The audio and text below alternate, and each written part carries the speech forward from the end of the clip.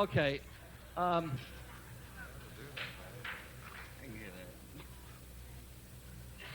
First of all, I wanted to thank Mr. Zappa for coming here this afternoon, taking the time out of his schedule. And I want to thank Herb Cohen and the other people connected with his company. Mr. Zappa is going to delve into his music and how he creates it, record production, composing and arranging, and possibly some of his experiences as a filmmaker and producer of soundtracks. Along with Mr. Zappa, there are two members of his group, the Mothers of Invention, Captain Beefheart and George Duke. Ladies and gentlemen, Mr. Frank Zappa.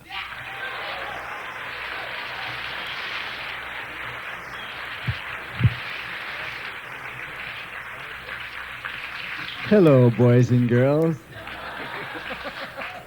All right, can you turn this up just a little bit because I don't talk very loud. Besides that, we did a thing on stage the other night with a pillow, and we dismantled this pillow, and large quantities of feathers were strewn about in the air, and they remained in circulation for approximately 2 hours, and a number of them have settled in my lung.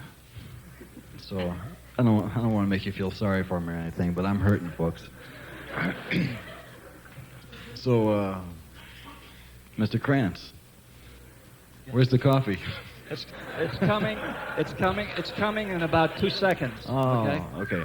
Well, I have this letter here. I'll read to you the letter that I received about this event so you can see where it's all at, okay?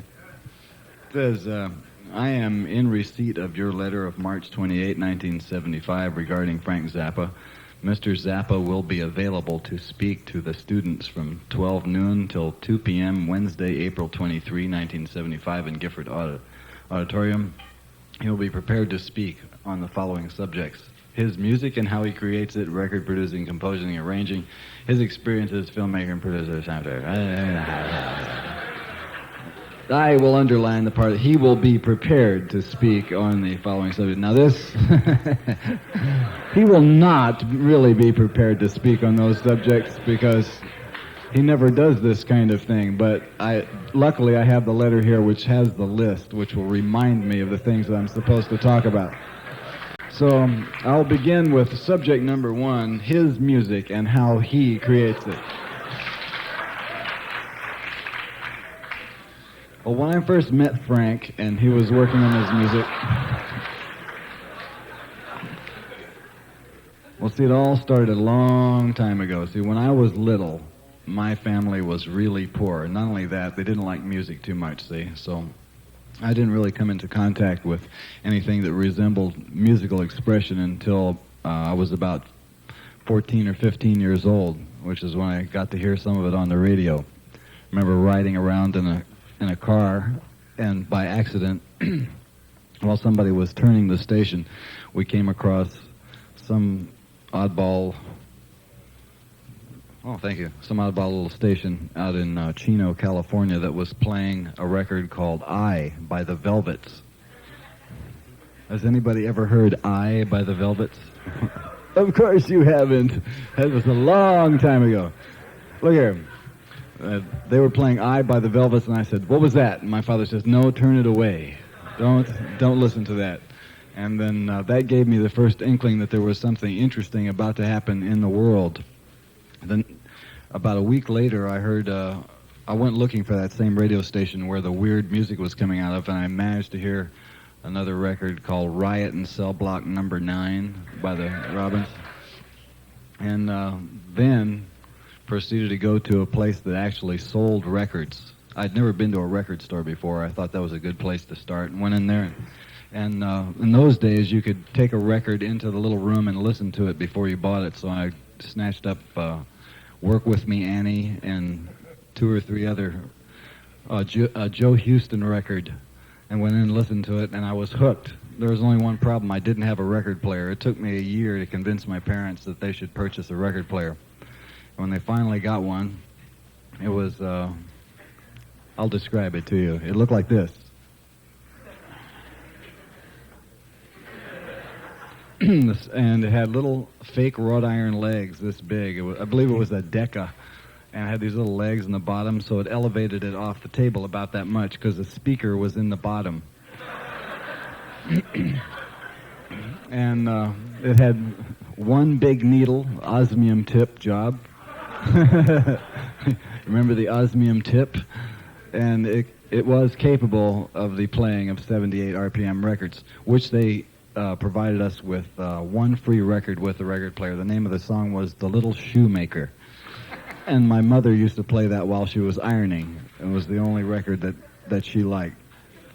And they were very opposed to any involvement in music that I might be interested in, that they just thought that was not a good thing for an Italian sort of a person to be doing, when you could probably make a better living if you went into science or engineering or something intelligent.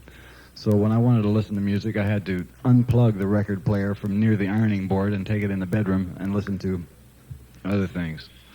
Well, that got me working on music, and from listening to it for about 2 years, I decided I would start writing it.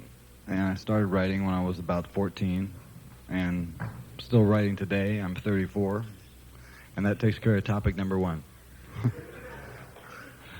Record producing. Okay, what is record producing? Well, folks, if you're an artist, that is the person who has signed a contract with the record company, chances are that, I would say 9 out of 10 times, you do not know how to operate the equipment that is in a recording studio. And what a producer ideally should do is run the interference between you and the engineer, you being the person who's making the music, and the engineer being the person who pays strict attention to the operation of the machines involved. The producer's job is to make decisions like, how loud should the drums be in the mix? Should you put echo on the voice?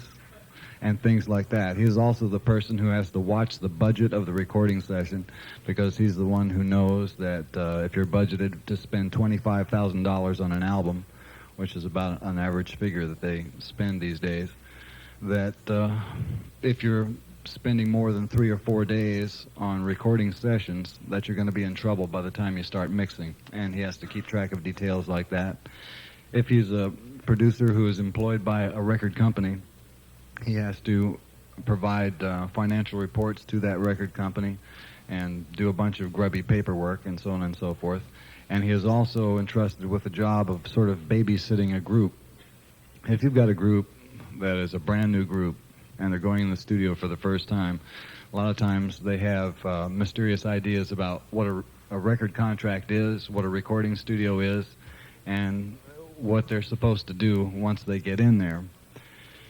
And the producer's job is to keep them sane during the time that they're actually making the record, because having produced some other first-time groups myself, it is very difficult. You have to, it's worthy of a degree in psychology if you can get through with a session with a new group, and the group is still together by the time they've made their first record. Another thing that a record producer will do is, if he's an independent, he may be brought in to completely package a group or work on a concept album with a group. Let's see, who's the guy that might do that right now? Who's that guy that produced Carly Simon that has the big teeth? Yeah, Richard Perry. He's one of those kind of guys. He gets a lot of money to go in and take an artist, probably an established artist, and work up a whole concept around that artist, and usually to do this he is given somewhat unlimited funds by a record company, so it's not too hard when you get to that echelon of record production. Next topic, composing and arranging. I don't know what to say about composing and arranging, because I don't know whether I'm talking to music students or people who just came down here to say hello, or, because you're getting in a technical... Well, I'll tell you, what I'd rather do about composing and arranging is I'll accept questions on that and answer individual things there. And move on to experience as a filmmaker and producer of soundtracks.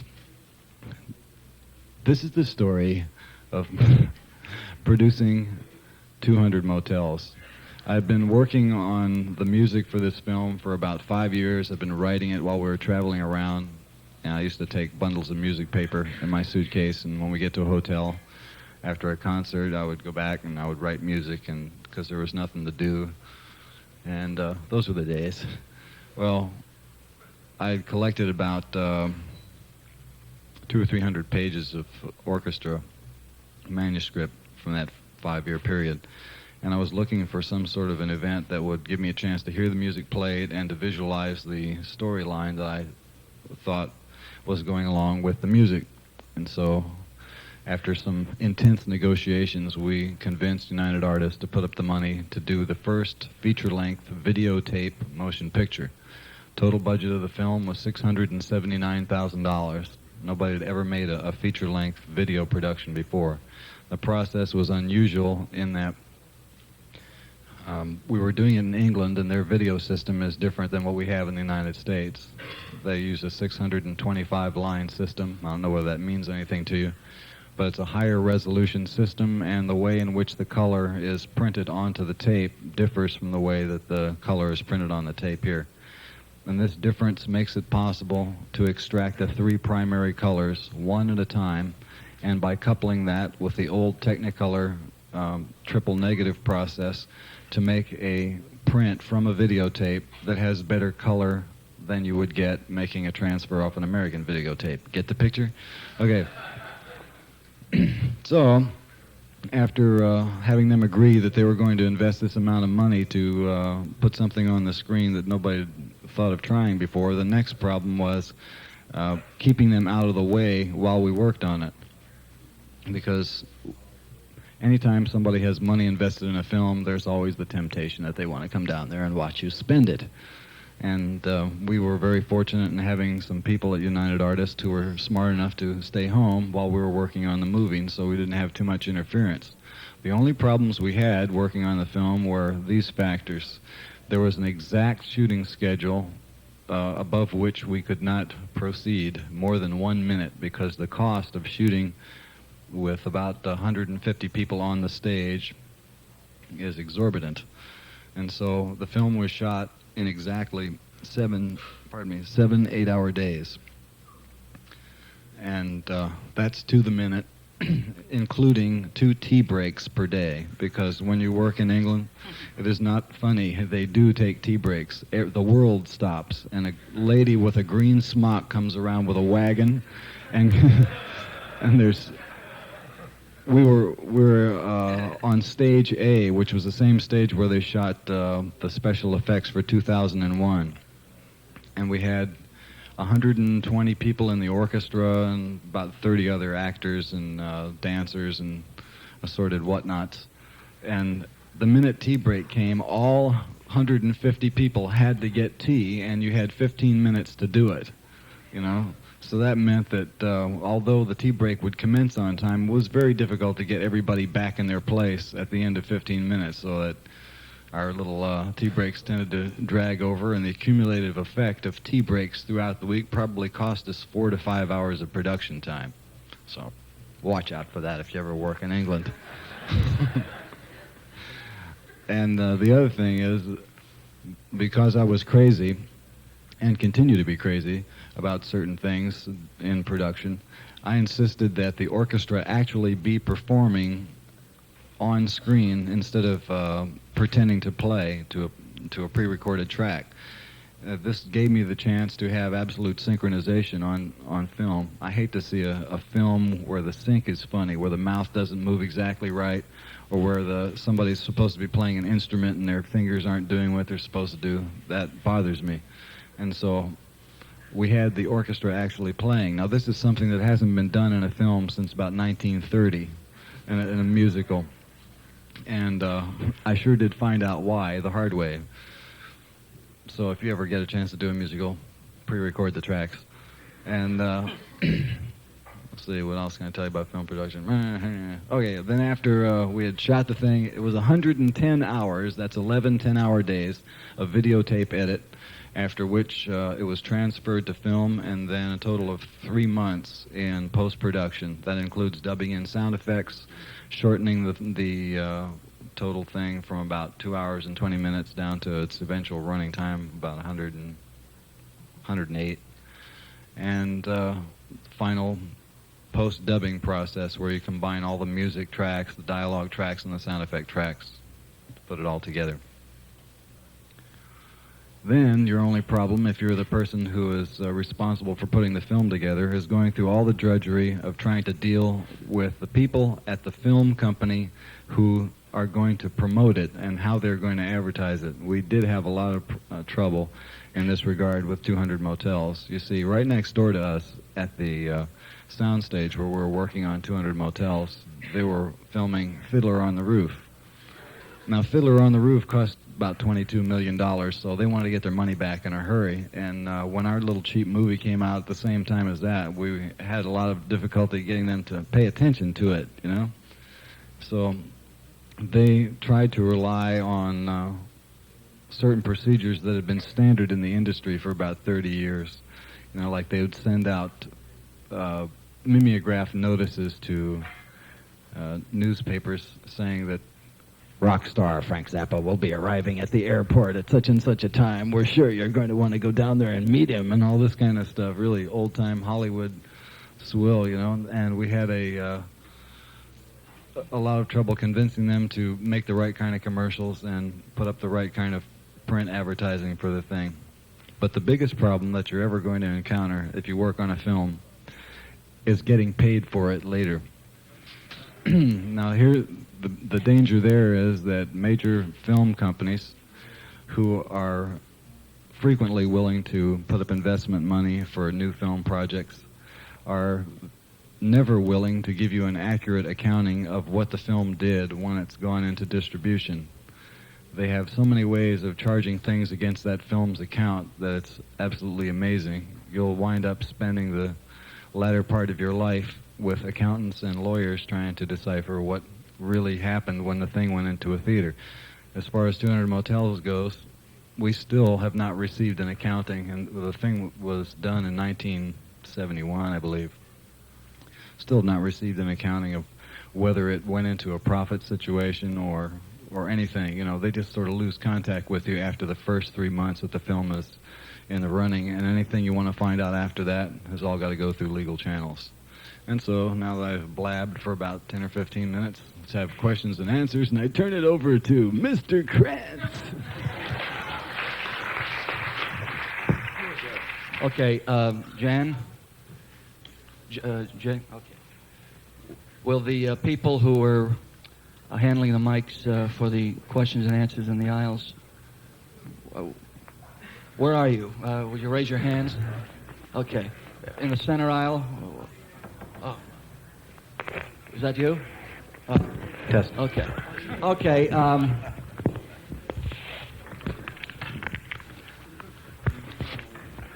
Right here, please. Okay. Mr. Zappa, could you explain the fight that went on between Verve and Capital Records for Lumpy Gravy? Sure. It works like this. And now, I got to explain to you how Lumpy Gravy was made in the first place. In 1966, a guy who was a staff producer at Capitol Records named Nick Benet came to me and he said, "How would you like to do some music with an orchestra?" And I said, "An orchestra? Why, that would be wonderful." He says, "Yeah, 40 pieces." And I said, "Wow, what a wonderful large orchestra." It just so happened, though, at that time I was under contract to Verve. And so the question came up, was I under contract as a composer and conductor? And I said, no, I was signed as a rock and roll musician who was a singer in a group. And he presumed, and I thought that he would have checked it with his legal department, that it would be okay to go ahead and produce such a record and that there wouldn't be any problems about it. So we went ahead and did it, and the next thing we knew, there were problems about it. And so they argued for 13 months.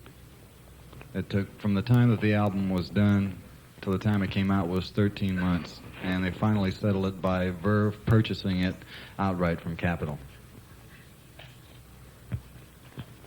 Okay. Yes. Right over there, please.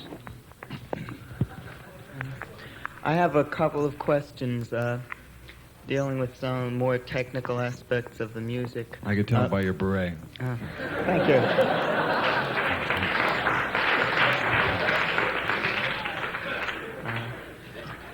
first one deals with doubling on instruments. That's something I tried to do with some success for several years, but eventually the technical problems involved, just keeping up the contrasting techniques on all the instruments forced me to choose one instrument to be my main thing. And I just pick up some of the others occasionally. And I know that you yourself have done some doubling, and you've worked with Ian Underwood, who I was very inspired by for quite a while. And I was wondering how someone goes about doing that. Doing what? Playing, I'll say 7 or 8 instruments with a fair degree of proficiency. What happens in the Los Angeles studios is a lot of the woodwind players double an enormous quantity of instruments, and they keep it going by practicing all of them all the time and by being employed all the time and being forced to use that skill. I mean, there are maybe 20 or 30 guys in the LA studio business that play more than 10 instruments and play them well and read good and everything.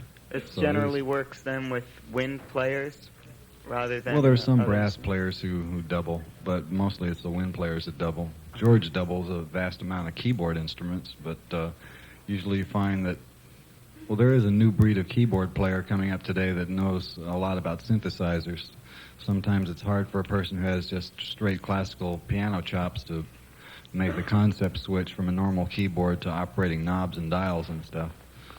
But usually you'll find that the doubling instruments are going to be people who play winds, people who play percussion, people who play keyboards. So it's generally one class of instrument rather than, say playing 1 or 2 wind instruments and a keyboard and something like that. Well, I'll tell you about a guy I know that was working with Blood, Sweat, and Tears. I can't remember who he's working with now. Is that drummer? He's working with Billy Cobham now. His name is Tom Malone, and he was in my group at one time. He has the weirdest assortment of doubles I ever heard of. Piccolo trumpet, tuba, tenor saxophone, alto flute, electric bass, and normal trumpet.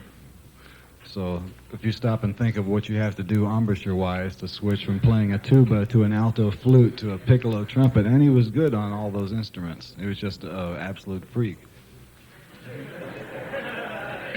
So it's not really done that often, in other words. No, it's not. And my second question is about rehearsal techniques, putting a group together. Like in the past, you've worked with people who had limited amount of experience with the kind of music you were trying to do.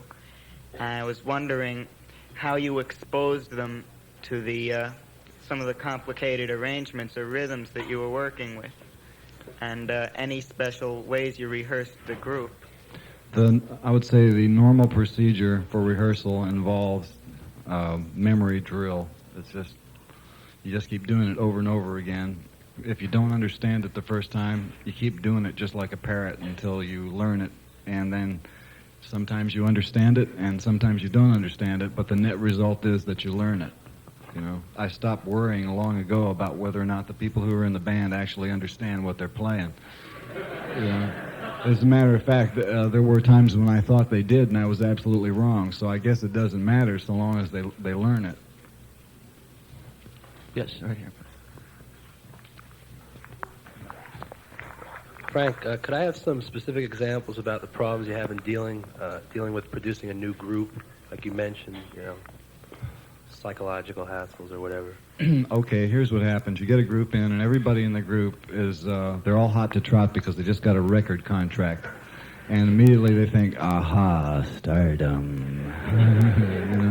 And they're already spending their royalties before they've even sold a record, and they're talking about what kind of car they're going to get and where they're going to move and the new clothes they're going to get and wait till we go to England and all that kind of stuff. And so with that sort of thing happening to their, it's like visions of sugar plums dancing in their head, and then they come into the studio and the producer's got to be the guy that says, okay, the session has just started, now let's make a record, And so once they've actually managed to lay down their first track, they come in and they listen to it back in the console room. And the drummer will say, I can't hear enough drums. And the singer will say, I can't hear my voice. And the guitar player will say, turn me up. And the bass player says, where's the bass? And then they'll go on like that. And then you have to say, well, it's just a playback. It's not the final mix. Just go back out there. And and it's like that, to the nth degree. Does it seem to be a real bring down when they find out they have maybe 1/10 the artistic control they thought they might have when they were signed? Well, what do you mean by artistic control? Well, they do all these songs, they think of their best songs, and you think they're really great, and then you say, well, this isn't going to sell, or this song is too long, it's got to be cut to 2 minutes because it'll make a good single, or whatever the hell, or... Well, the matter of artistic control is something that's usually specified in their contract. It just depends on what kind of a deal they've made. There are some groups who do not generate any of their own material. There's some groups who can play good and sing good and wind up doing, material that is brought to them either by the producer or by a publisher or something like that. And there are varying degrees of artistic control, up to and including control over the artwork on the cover. It just depends on what their deal is at the time they sign. But George can expound on that. Why don't you tell him about your record contract, George? You don't want to hear about it. Go on, tell him. No, tell him, really. Well, if you really want to hear about it, I tell you, it's my contract is with a small company, and I have complete artistic control as far as the music goes, but that's it. As far as the contractual obligations to the company to me go, that's about as far as it goes. In other words, they can do whatever they want with the cover, and I have nothing to say about it. They can put whatever they want out, get any artist to do it. I don't even have to see it. They can put it out. Nothing about it. It's Now, weird. how did that happen? Well, it wasn't in the contract. You see, when I went to Mutt, no. No, it's just something that I overlooked, I guess. I didn't think it was that important. And I guess my lawyer overlooked it, too, because it wasn't in there. Yes, right back there, please. I was wondering if you could, this concerns your music, if you could just give a general summary of what inspired you to create the music that you create, how it differs. A like in the general 60s. summary of about... Well, a general, what inspired you to get into what you do. Well, if I had to bring it down to a general summary, I would say that the music that I do is made from things that have either happened to me or that I've seen happening to other people that I think are worthy of commemoration. An example would be in the Fillmore East album, the business about the girl who won't take her pants off unless the guy sings his hit single. It's a true story. And in fact, a lot of the things are true stories. That actually happened to Howard when he was in the Turtles. And when he first told me about it, I thought it was pretty funny. And so I wrote this piece for Mark and Howard so that they could relive their past experience night after night for a larger audience. And there are other things that I've done that relate to personal matters that are so obscure, that it couldn't even be deciphered, but they still provide the idea for a song. Okay, right in back of it. Okay. Yeah, I have a question for Captain Beefheart. Are you there? What a silly question.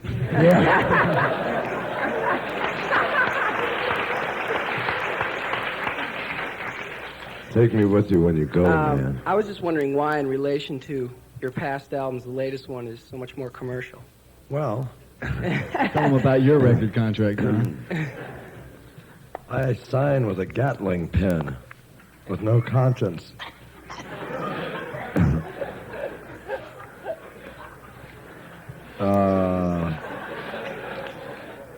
I went into Mercury Records, and I took the guy's shoe off and pulled his sock off, and he didn't have little wings.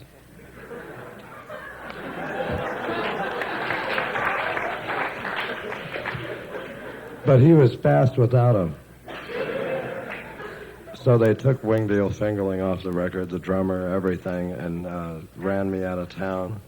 Said that they would do the album when I got back. And they had. But I hadn't gotten back. Any more questions?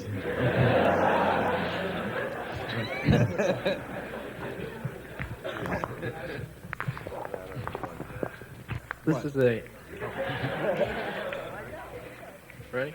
Here I am. Hi. How's it going? This question for you. Is the early music or is the music that you first put on records the music to which you were aspiring at the time, or would you have rather done a different kind of music like the orchestral stuff you did in 200 Motels, like Verve kind of stuff? Well, I have a wide range of musical interest, and I'm interested in all those things at the same time. But the music that comes on a record is usually the direct product of the people that are available to play in the band at that time.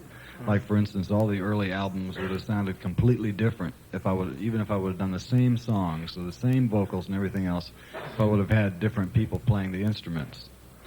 Because what I was asking of them instrumentally was so weird for that day and age, that I don't think that it came off as good as it should have. But I would have been just as happy writing for an orchestra and getting it played, but nobody wanted to give me an orchestra until Lumpy Gravy. See, because orchestras happen to cost a lot of money. Okay, thank you. Yes, right there. Well, I'm talking about your orchestration. I noticed during your concerts you lead your band, like an orchestra leader would, Yeah. So anyway, why do you do that? How come you have like such total tight control over your band? Well, if I give a hand signal, the net result is to keep everybody together. On stage, I don't know how much experience you had on a stage and know what the difference is in the sound on a stage as opposed to what's in the audience, but there are times where you can't tell what is going on a stage. You can't hear the drums, which means you can't hear the beat. You can't hear your vocal because the monitor is not as loud as the speakers that are going out toward the front. And it's a combination of guesswork and, radar that gets you through a show. And so if I'm giving a cue, a visual representation of this is the downbeat, then it helps to keep everybody together under those circumstances. And there are other times where if you want to put a cello rondo or a retard into a piece of music, the only way that you can keep the group together is by indicating how the rate at which the music is speeding up or slowing down. So that's why you conduct it.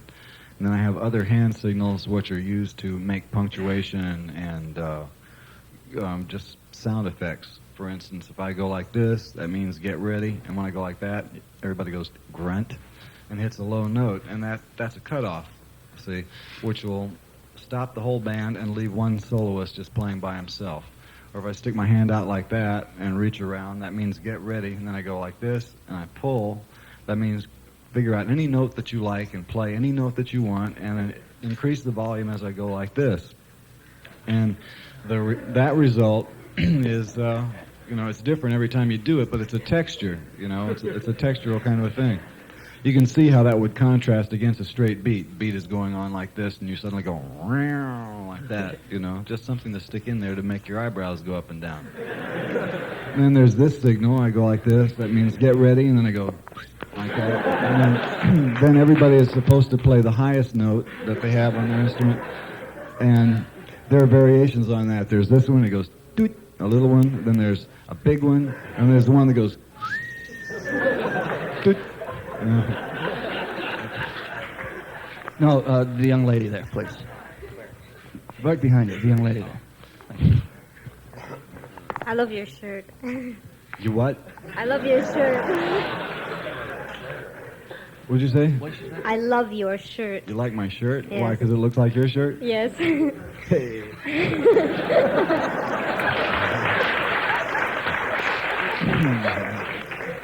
I understand that you score all of your music, all of it's precisely written out. Yes. Do you... That's the lead-in. That's the lead-in. Do you ever do any improvisation? Of course. On stage? Yeah, on stage, yeah. See, because you write something out or that you plan events doesn't mean that 100% of everything you do is planned. You can plan a structure, you can plan the front, the back, and one piece in the middle and leave all the rest of it to chance. Eventually, can you bring the microphone down here and get this girl who's squirming in the front? Okay. Could you tell us what inspired you to do Camarillo, Brillo, the song on... Camarillo, Brillo? Well, there's a certain kind of girl in California that they have them some places in New York, too. Easy there. That has this... it's like cartoon hair that goes ring like that. You know those kind of girls? Yeah, well, I always thought that those kind of girls needed to be commemorated, you know. There's a certain... Because the way pop culture is constructed, the way dress fads come and go, and the way hairstyles come and go, and so on and so forth, if you don't make a little note of it while it's going by, then it'll be lost to the ages. And 100 years from now, somebody will get that record and say, Camarillo, Brillo, what does that mean, you know? But you'll know, see. Hey, you got the microphone! Yeah, I really love this. This is beautiful. But I want to know your plans for the future. Well, you see this? It's great. It's beautiful. That's one of my plans for the future. No, really. That's it. I'm going to grow this. It's going to get... You know what I mean? No. You don't? No. Well, I'll tell you later. Okay. Promise? Yeah. Such a deal. What? I've Hi had there. How do you doing? I've had a lot of respect for all your albums, even including Overnight Sensation and Apostrophe, but I kind of lost it for Roxy, and I was wondering what you think of Roxy. Well, I like it, or I wouldn't have put it out. You know. Like, do you think that it's as good as some of the other stuff you do? Sure. Okay. And I have one more question. Who do you enjoy listening to most? What group? I don't listen to pop music.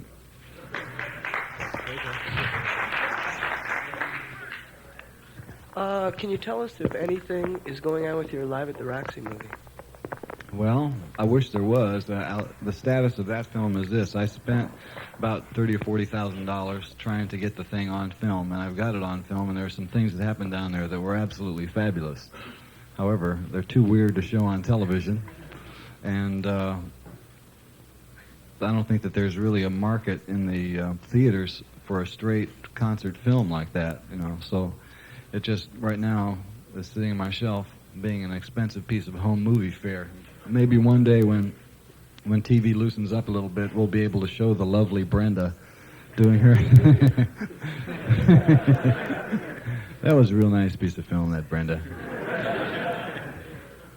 Okay. Frank, over here.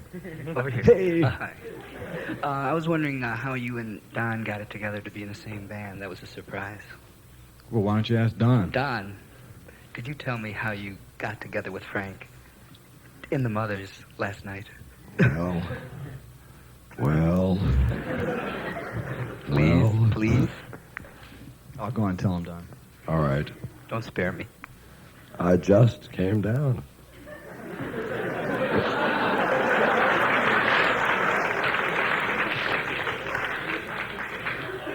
Here or there?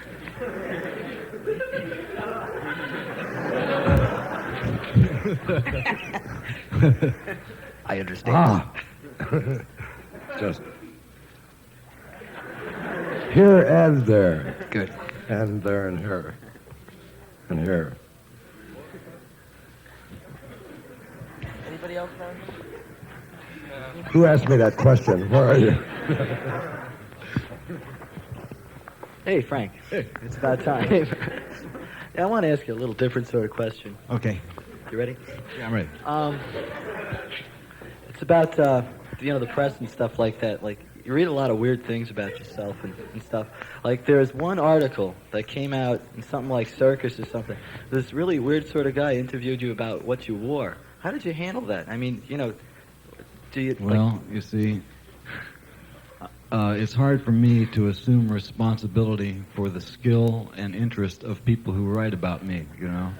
People come to me and they say, I want to do an interview, and I say, okay, go ahead, you know. Wow. And they ask me questions, and I just take my chances with the questions that they ask me.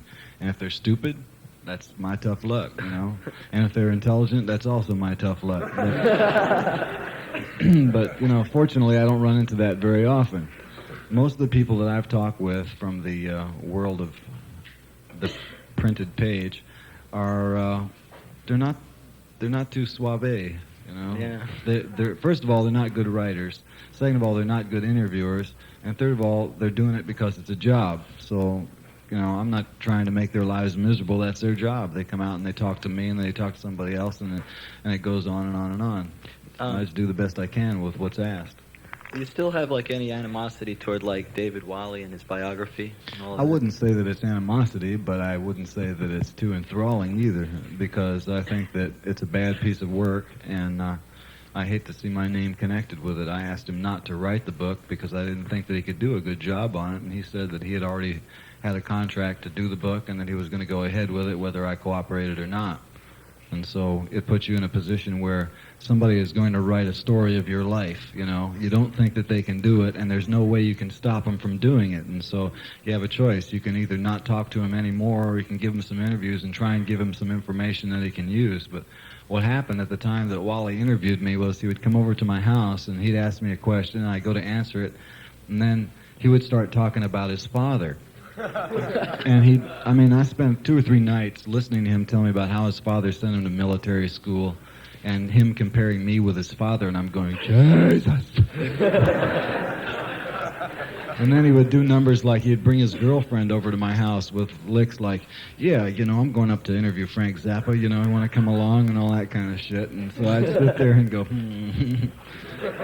and then when he had finally finished the book, he sent me the galley proofs, which, you know what a galley proof is. That's the book before it's a book, except that it wasn't. He sent me some printed pages, but there was already 10,000 finished books sitting in a warehouse someplace, and there's no way that I could have corrected any of his errors, you know. And so it was just an unfortunate thing that happens to somebody in show business. And when you're in show business and somebody comes up to you and says, hey, I'm going to do a book about your life, you just tell them, go fuck yourself.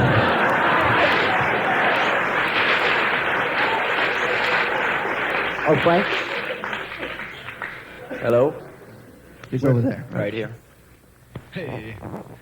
Before you mentioned aspect of chance in your music, how much, or if any, do you have looked at anything as far as what John Cage has been dealing with, or also have you had any experience with a group of artists in New York by the name of Fluxists?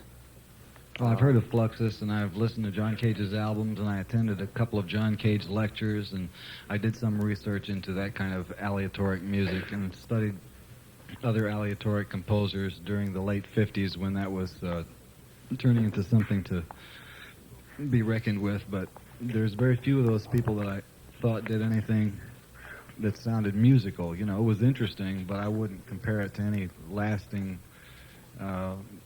musical expression. You know, it was just a sign of the times, and it was worthy as such. And if I listen to any of those records today, I just hear it as an indicator and not as a piece of music. Like the Bartok Second Piano Concerto is a piece of music, and John Cage's music for 2 prepared pianos and a something or other is, you know, that doesn't register as music with me. You find that to be the case with most aleatoric music? It depends on the piece. There have been some pieces that contain improvisation that I've enjoyed. A couple of Earl Brown's pieces I like, and what's that guy's name? Donald Erb. Yeah, Donald. Yeah. You know that record? Yeah, I like that. But most of the earlier things in the aleatoric vein were not too... Well, I'll tell you part of the problem. Whenever a composer relinquishes part of his control to a musician and says, okay, just fill in the blanks here, I'll trust your judgment, he's putting an awful lot of faith in somebody who may or may not be too interested in what his musical goals are. Whenever you're writing a piece of music and you say, this space is for you to fill out with an improvisation, you're really taking a lot of chances. And because of the attitude of most symphony musicians, or most of the people who were playing those early aleatoric pieces, they hated what they were doing. And I think that comes through in the recordings of that music very strongly, that the people who were playing that stuff just couldn't stand it, didn't understand what the idea was behind improvisation. And a lot of people who play in symphony orchestras have never been asked to improvise before, so they're very uncomfortable with it. And it's possible that some of that music might turn out to be better if it was recorded now with people who understand that kind of improvisation. Yes, there's a question back here.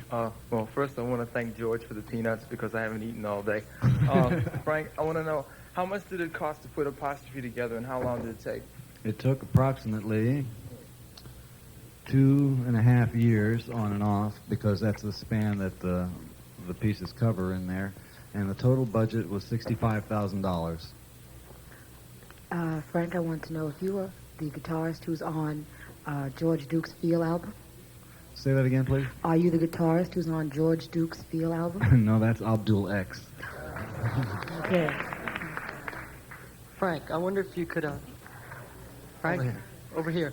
I wonder if you can enumerate on some of the recordings that you did pre-Freak Out. I know there were some singles under other names, and I wonder if you could go into some of those. Well, let's see. There was The Big Surfer, which I wrote and arranged, and it was performed by some other people. And then there was World's Greatest Sinner, which was my group with Ray Collins doing the lead vocal under the name of Baby Ray and the Ferns. And there was Memories of El Monte, which Ray and I wrote, that was performed by the Penguins. There was Grunion Run, which I played most of the tracks on, which was the flip side of a record called Tijuana Surf. It was also released by Original Sound. And there's about 3 or 4 others. I can't remember them. Well, Big Leg Emma was not pre-Freak Out. That was done 1966. It was done at the same time as the recording sessions for Absolutely Free. Yeah. Yes. I have 2 questions for George Duke. I'm over here. Okay. George, I have you performing with Cannonball Adderley on The Black Messiah. I have you performing Gerald Wilson Orchestra. Yeah. I have Reflections and Feel. Now, other than as a member of the Mothers, what other LPs can I find you on?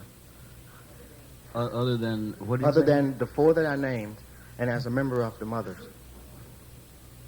I still don't understand the question. Other than, are you on any other LPs? Am I on any other records? Yes. Oh yeah. Could I? You want to know what they get are? a clue? Yes. That's out. Yeah, I'm on a Billy Cobham album called what's the name of that thing? Yeah, I forgot the name of it. It's the second album of his. Crosswinds, yeah.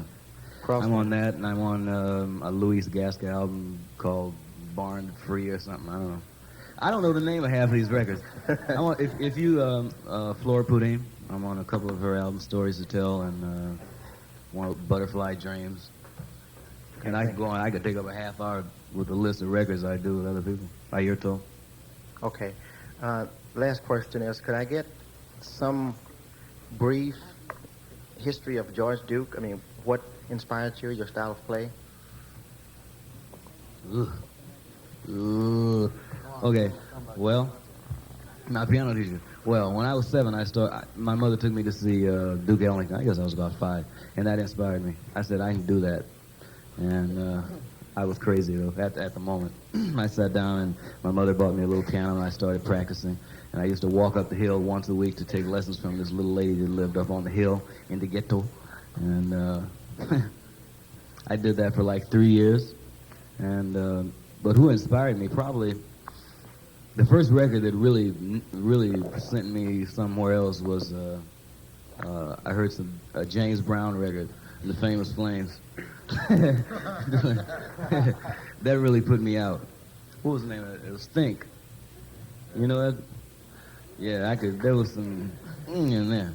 Anyway, there was that, and then I heard a Miles Davis record, Kind of Blue. That put me somewhere else. And I said, I couldn't play like that. The only thing I could do is play, and I don't mean to demean this guy in any way, because I love this cat, and his name's Leslie McCann. I could get into that, you know, but I wanted to play more in the style of what Miles was doing at the time, so I went into that sort of thing. You know, I don't want to take too long with this, but I went to school and I studied all this classical music and, you know, got my degrees and all that. And but I wanted to play some music which involved some improvisation. And I love the blues. Yeah. Cheer my cry. Great. I read somewhere about 5 or 6 years ago that you had made a film that was going to be 12 hours long or 6 hours long or something like that. I was wondering, first of all, if that was just a put-on or whether you had something like that. Just remember, don't believe anything you read in the papers. Yeah, I read it in the papers. Yeah. That was in Random Notes in Rolling Stone. You got and it. it was a joke. And I had nothing to do with it. Okay, and secondly, when you made 200 Motels, when you cut that, did you transfer it to film and then cut it down on film? The first editing was done in the videotape stage. A lot of the opticals that you see in there were done in post-production. And then after it was the complete videotape, one reel of videotape was done. Pardon me. They transferred that to 35 millimeter, and we got a black and white work print, and then cut the work print down and laid the sound effects in against the work print. Thank you. Okay. Yeah, I'd like to ask two questions. What is the breakdown now of percentages for a group, the group, and a producer and a record company from a record? What do you mean? Breakdown percentages. What does the producer get, and what does the entertainer get, or the artist get? It varies from group to group, company to company. Every contract is individually negotiable. Oh, so it's not a general form anymore. You can negotiate whatever you want or whatever you can get. That's right. It's whatever you can get. Okay, and what is the best route for a new artist to take to find a producer, to do his own demo, or to just knock on doors, or whatever you want to say? Well, it always comes down to knocking on doors, whether you're looking for a producer or you're trying to find some money to make a demo. It's always knocking on a door. Yeah. But Is there a better route, though, to take? Unfortunately, there isn't, because since the pop business became such a huge industry, and every time you turn around, there's another band that wants to do something, and they're not all good, and they're not all really worth recording, but each and every one of them believes that he's entitled to his shot, and of course he is. And the problem that a record company has is they can only record so many artists at one time, and after they've recorded them, they have a big problem of getting those things into a store. Like, I'll give you an example. Warner Brothers, their last album release, which they do a mass release every 6 weeks, there was 44 LPs in their release alone for that period of time. And every other record company has got a similar large amount of albums. So, there's tons of stuff coming out all the time. And a record store, especially in the current economic slump, is not going to take a chance as readily on a group that he's never heard before, that is not promoting in his town, or not doing concerts or something like that. He's not enthusiastic about taking a bunch of these new albums from a new group from the distributor and putting it in his store, because he has limited shelf space. He's only got so many little places on the wall where he can show albums, and he wants to show the albums that are going to bring him a profit in his store. So all this keeps reflecting back to the record company. The group comes to the company and they say, we have some songs, record us, and they're really not enthusiastic about even listening, so it's hard to just get them to pay attention to you. The best way, I think, would be to get your group together and play in an area that has a number of clubs where you can get exposure and build up a strong local following. And then based on activity in a certain area, like if you're playing in a club in this town, I don't know what the club situation is like here, but... There are none. There aren't any? There are none. Well, there are certain towns in the States where there is a lot of club action, and that seems to be the way a scene gets to happen, like San Francisco. I mean, when San Francisco cut loose, there were a lot of places for groups to play, and when there are places for groups to play, there'll be a lot of groups, and there'll also be good groups just because the odds go up, and so people get to play and develop their skills, and good things happen. So, move to a place where there is a chance for you to play. Get in there and play, and when people notice you and like you and follow your group from place to place, then you can believe that there are people from record companies who go into those areas and check it out and see who's doing things. I mean, that's what happened recently in Austin, Texas. That's why it's turning into something down there. There's a lot of groups happening, and people started checking it out, and they got contracts. Hi, Frank. Hiya. Where are the Underwoods, and what are they doing musically now?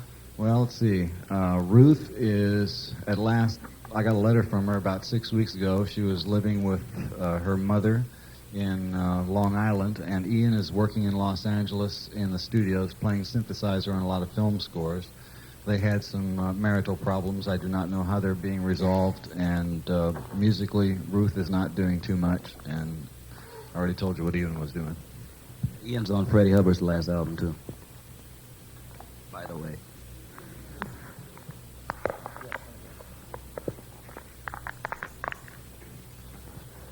Is there going to be a combined effort of, will there be committed to vinyl some Beefheart and Zappa, and like, is there another Hot Rats in your system? Well, my system is full of hot rats at all times. Good. Yeah, and also some feathers, as you pointed out. Yeah, there will probably be a combination FZCB album. Yes. Are you at all interested in doing stuff for quadraphonic reproduction, or is that at a total dead standstill right now? Well, let's see. Overnight Sensation, And Apostrophe, Apostrophe. and Roxy are all available in quad. The new album, which we have coming out in June, is not going to be available in quad because I just didn't have time to mix it in quad. But the 2-track mix of it is absolutely fab. So.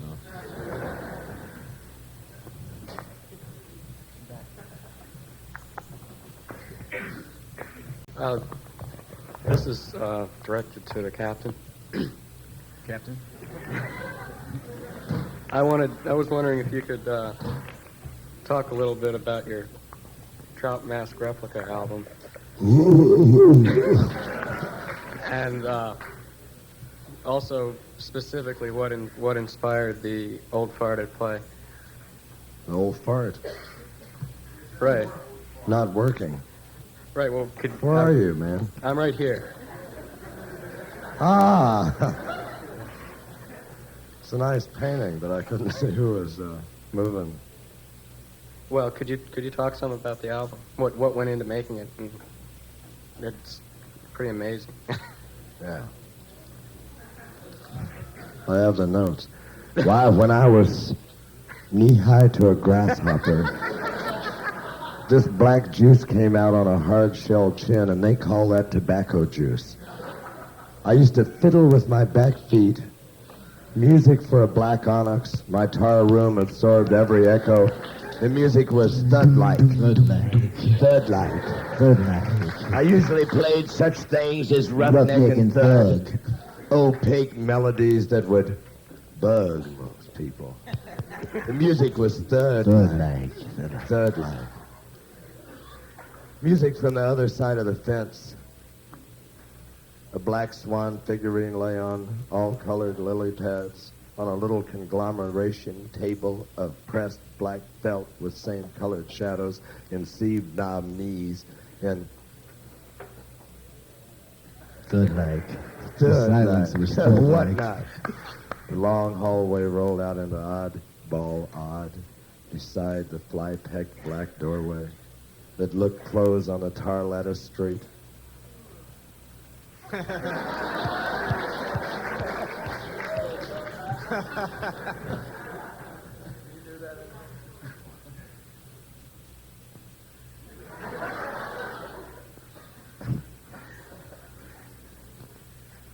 Thank you.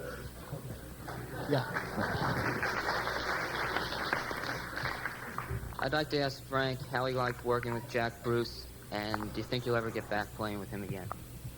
Well, it was an interesting experience, and we probably will not work together anymore. What was wrong with it? Nothing. Nothing at all, you know. It's just that, is he? He is? He's in jail? Well, see what I know about this stuff? George says he's in jail all the time, so that makes it tough.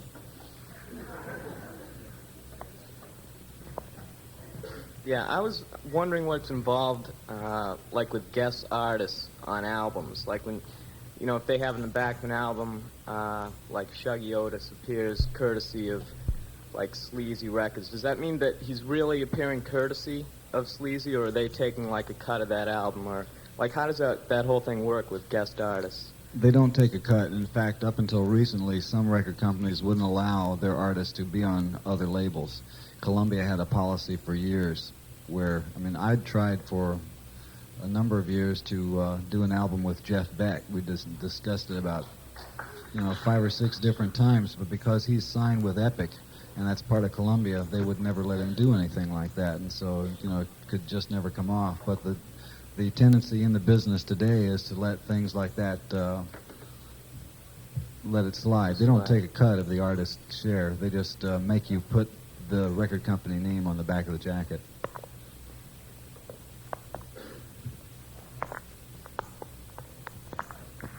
I'd like to know what it was like working with Wildman Fisher, and what's he doing today?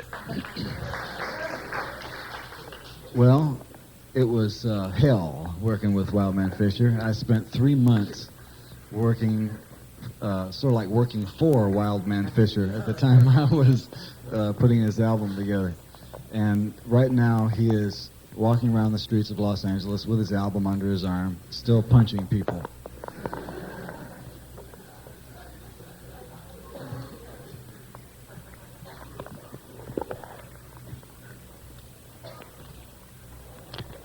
In regards to the show last night at the War Memorial, you used the panning effect from side to side a lot. I was wondering, was that being controlled by the soundboard?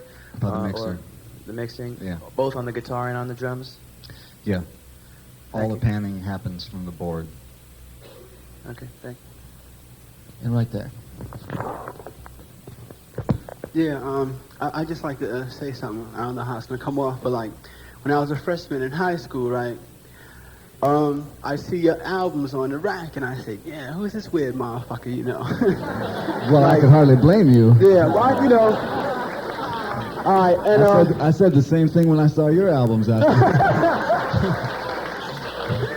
right, but then supposedly I got a little older and I started playing, supposedly I became a musician.